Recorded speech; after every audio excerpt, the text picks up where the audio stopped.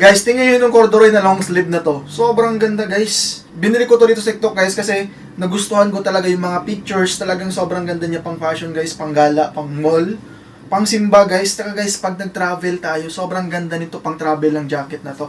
Corduroy siya guys ha, corduroy. Corduroy yan siya.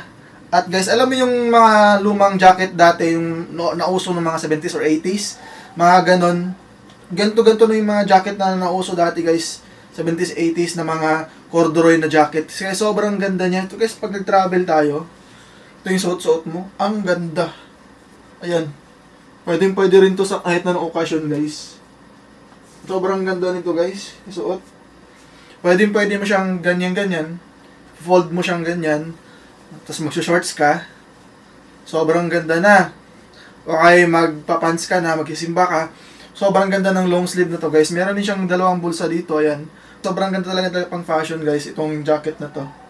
Ayan. Tsaka napakamura na po ito guys ha, 300 plus lang to.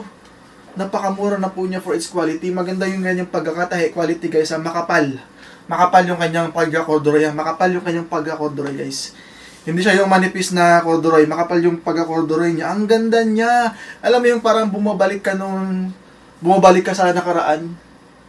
Sa ano, yung 70s, 80s ba? Nauso itong mga corduroy na jacket na ganito. Alam mo yung pag nagta-travel cuts, ito yung gamit mo. Ako, sobrang ganda nito. Ganda talaga niya. Ang jacket na to. Sobrang ganda nito pang jacket, pang date, pang jowa. Abang nag-drive ka ng motor, ito yung suot-suot mo.